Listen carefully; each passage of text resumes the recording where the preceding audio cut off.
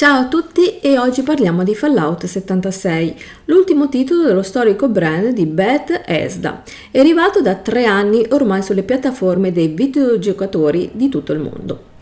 Il gioco ha una narrazione decisamente ben fatta, ma al tempo stesso presentava non poche pecche, partendo da un comparto tecnico scadente.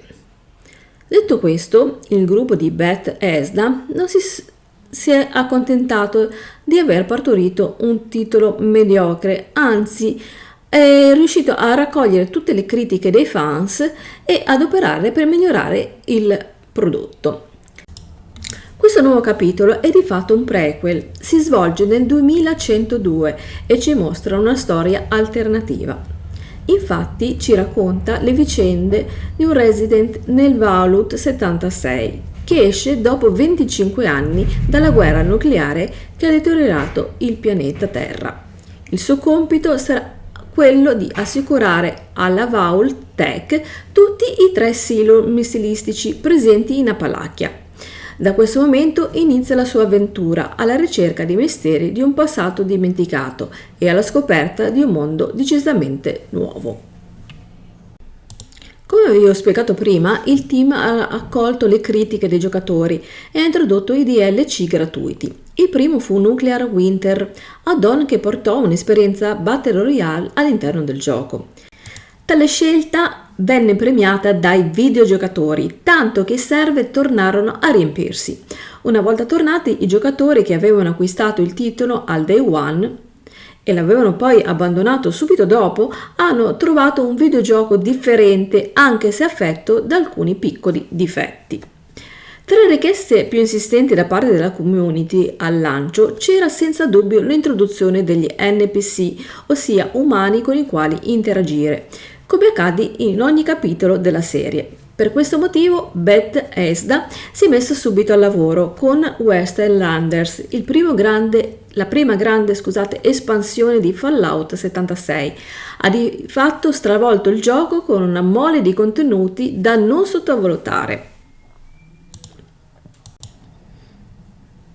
L'approdo di questo DLC gratuito, come qualsiasi altro elemento introdotto successivamente al lancio, ha infatti riportato un po' di vita tra le lande desolate del gioco.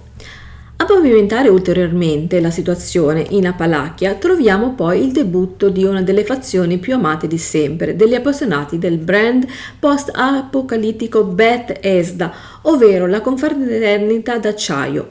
Questi soldati d'élite, protetti da armature tecnologiche e armati fino ai denti, sono infatti protagonisti assoluti della seconda grande espansione di Fallout 76, che prende appunto, come vi ho già spiegato, il nome di Alba d'Acciaio. Poi abbiamo un'altra meccanica di gioco veramente interessante, ossia i camp. Una meccanica di gioco, come vi dicevo, attraverso la quale i sopravvissuti possono creare la propria base in qualsiasi punto della mappa ed espanderla tanto con elementi d'arredo, ad esempio come trofei delle creature, i mob quindi eliminati, quanto con i distributori di munizioni e altri consumabili. Grazie alla nuova espansione, i giocatori non devono più limitarsi a costruire sulla superficie e hanno anche la possibilità di posizionare dei rifugi sotterranei personalizzabili. Esistono al momento 3 tipologie di rifugio, una delle quali è completamente gratuita e può essere sbloccata semplicemente portando al termine una quest. Vi ricordo infine che il gioco fa ora parte anche del catalogo di Xbox Game Pass, sia su PC che su console, come tutti gli altri prodotti appunto della Bethesda. Inoltre non serviranno dei PG di livelli stratosferici per accedere alle varie missioni introdotte con i vari DLC. Vi basterà semplicemente giocare per qualche ora e potrete accedere a tutti i contenuti. Vi ricordo che le espansioni sono tutte quelle che sono state messe, come ho detto finora, gratuite e vi permetteranno di usufruire di molteplici nuovi contenuti. Insomma ragazzi, questo sembrerebbe proprio il momento giusto per iniziare a riprendere a giocare a Fallout 76.